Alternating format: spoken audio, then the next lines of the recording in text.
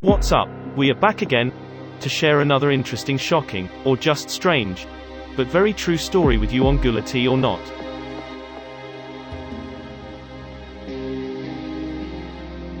I think it's important to ask just exactly what does sadist and other very violent offenders get out of the behavior. Yes, they re-sexually excited by suffering, but mostly they're men who can also obtain an orgasm from less violent forms of sex, even from consensual sex. So what more do they get from the sadistic behavior that they don't get simply from orgasm, the violent fantasy that he developed? And what he got out of the fantasy and the behavior that was far more powerful for him than orgasm. I had been looking at pornography, voyeuring women, sexualizing them in situations. I had built up a lot of fantasies about grabbing a woman out of a convenience store, taking her somewhere secluded, and raping her. This was exciting to me. I kept going with that. I masturbated behind this fantasy continuously. It got to a point where I told myself I was either going to do this or I wasn't. I had even tried to commit suicide one time because I thought I was going insane. I finally gave up and said, well, I'm this way. And since I'm this way, I'm gonna get comfortable with it. I'm gonna do these acts. If I'd been in a store, I may have seen a grown woman, and I'd go home and think about her, raping her, grabbing her out of a store. To me, I could walk in a store. The most obvious thing for me to do and get away with it was just walk up, grab him, and walk off, and that's what I did in this crime. I walked right in the convenience store, stuck a gun in the woman's back, and walked right out. When I stuck the pistol in my victim's back, the adrenaline rush that I got out of that, I had done drugs before and drank alcohol. Nothing could compare with that rush that I got when I stuck that pistol in her back. It was like my whole world turned upside down. Everything went in slow motion for a few minutes. A lot of times I thought that I was a junkie on my own adrenaline. It may not have been adrenaline, it may have been other chemicals in my body. But I learned how to tap into those things by using my own fear, other people's fear, and a lot of it came with the deviant behavior. That's the only way I could tap into it. And I wanted that high. The high I got during that crime surprised me. When I stuck that pistol in her back, I almost passed out. The rush was so intense. And it scared me. Because I had already pulled a gun on this woman and stuck it in her back. And for me to pass out, it scared me. You know. I hadn't anticipated that. Not at all. I thought I would get a high, but not that like that. Killing my victim would have been the next high for me. The progress of my deviant behavior was high. I went from one to another. It was an adrenaline rush for me. I wanted that rush.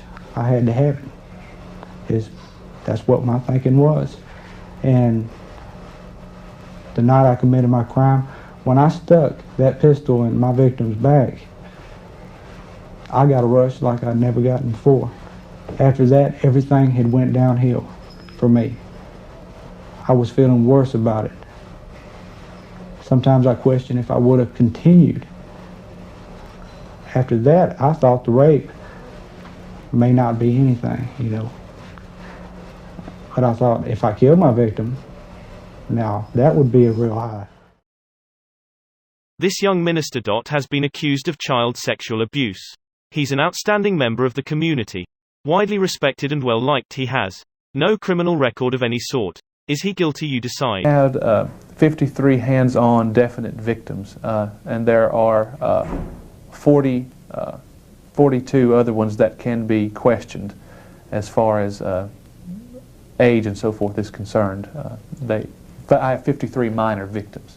In fact, did you molest Mikey? Yes, I did. I molested Mikey on numerous occasions throughout a 3-year period, from the time beginning at 9 until he was 12 years old. Mike I knew Michael before he began coming to the congregation where I attended. I worked many times with the people in his area with problem children. As an older teenager, I would go out and assist people in the boys' homes and so forth for little small things like baseball games, softball games, etc. And as a matter of fact, I chose him because he was as a victim, because he was a problem child, because people neglected him and oftentimes pushed him aside, and I knew it would be easy for me to get close to him, to be his friend, if you will. And then, again, I also knew if he told, that there would be little or small amounts of belief in him. No one would believe him, basically, if he told. And in fact, they didn't. When he did tell, and when it became a bigger issue, when I was investigated, the head of the department of my county told me, he said, "You have nothing to worry about." He said, "We can tell from the very beginning that this is all a big scheme," and it was dropped almost as quickly as it came about. I was caught twice before I was incarcerated. Really, it wasn't being caught; it was I was told on twice before being incarcerated. They were not believed the first two times. I had many people, counselors, church leaders, leaders of the community, to come up and stand in my defense several times in those occasions, and it was simply just totally disbelieved. Even the second time, it was more stood out against than the first time, because they thought, well, here he goes again, this young man trying to help unfortunate children, and they're turning against him. And I was even told as much as say, I had a minister come to me and tell me, he said, "Patrick, what's going on is you'll run across it many times. People you try to help will stab you in the back." He said, "Roll with the punches, stick with it, you're doing a good job." He said, "And in the end, you'll be blessed for it." Kind and generous things for people. I would give families money that did not have any money, that was not from the church treasury, it was from my own personal bank accounts. I would support them in all the ways that I could, talk to them, encourage them. I would go to nursing homes, talk with the elderly, pray with the elderly. I would do community service projects, pick up litter off the side of the road. I would mow the lawns for elderly and handicapped people, go grocery shopping for them. I would do activities that were centered around the things that young people like to do, not the things that tend to happen in churches, which are boring and dull. It was actually very exciting for them, and they enjoyed it, and our youth group grew. It was definitely to cover up what I had been doing. It seemed the more I would get into my deviancy, the more I would try to do that was good in the eyes of everyone else. And indeed, in the eyes of everyone else, I was a good kid. Grew up making good grades in school, went to a nice college. All of that just added to the double life. I consider people that go to church gullible because they have a trust that comes from being Christians and other people. They tend to be better folks all around, and they seem to want to believe in the good that exists in all people. I consider people wanting to believe that these kind of things don't happen, that children shouldn't be molested, and that it doesn't happen. And it really doesn't happen in my community and in my church. And because of that, it was easy for me to convince them, all the more with my good deeds that I had done, with the actions that I had presented to the members of the congregation. I think that that they want to believe in people, and because of that, you can easily convince with or without convincing words.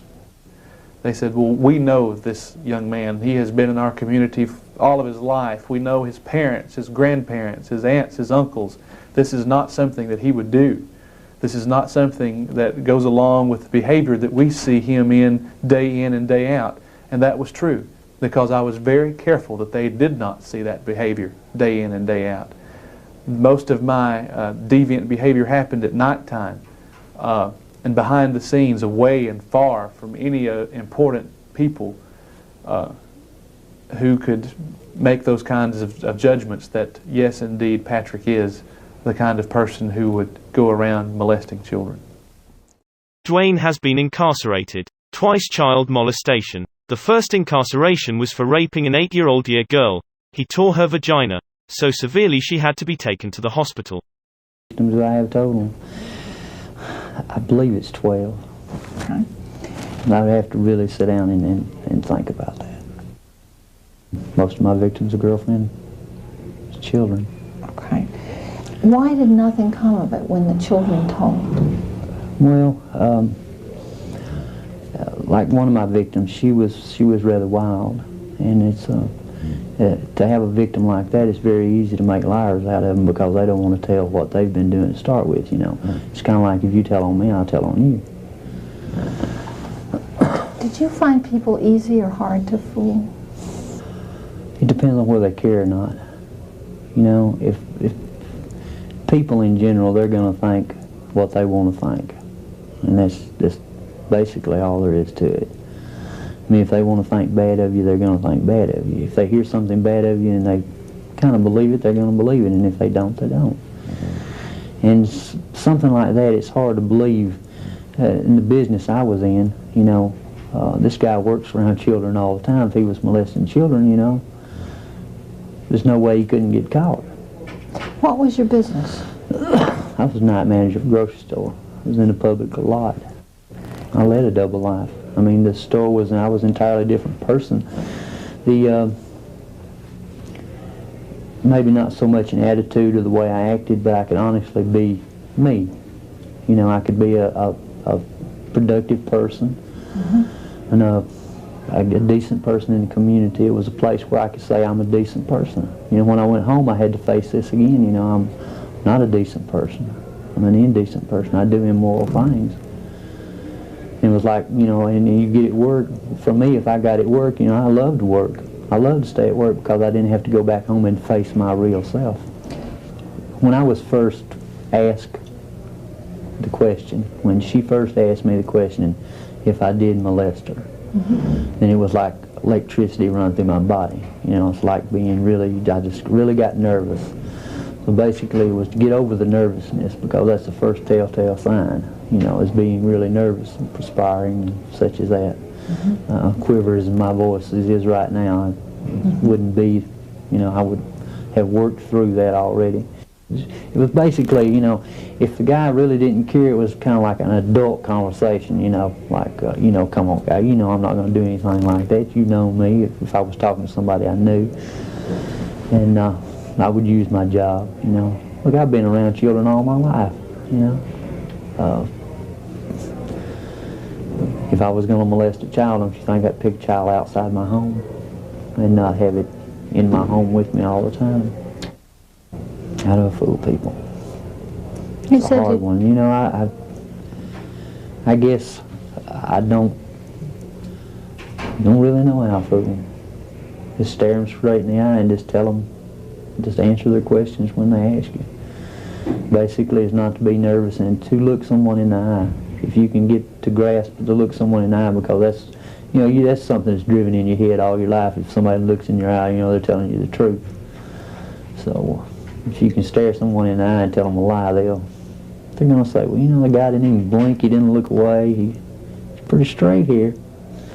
Plus, you know, he's pretty good in the community. He's worked at this store 12, 15 years, or he's worked at his business 12, 15 years, and, you know, basically if you can stay calm and look whoever it is in the eye, and especially if the mother of the victim or the victim there, if the victim is anywhere that you can look at her and make her nervous, or him, whichever one it might be, the more nervous that you make them, the more it makes it seem like they're lying. If they're around, you know, most of the time they're not. So just a simple look to a child is traumatizing. As you believe it or not, it really is, especially if the adult is molesting the child. If this one had gone to court, do you believe you would have been convicted, or do you believe that a jury would have taken your word over the child's? In my mind, I probably would think that I would have gotten away with it, because I could sit there, and if she was in the courtroom, which sometimes they do, you know, they do bring them in sometimes, and sometimes they don't. And I know when we went to the hearing, she wouldn't even come in the courtroom. And when she did come in, when she looked at me, I just looked back at her, and I really didn't even give her any kind of insinuation with my look. You know, I just basically looked at her.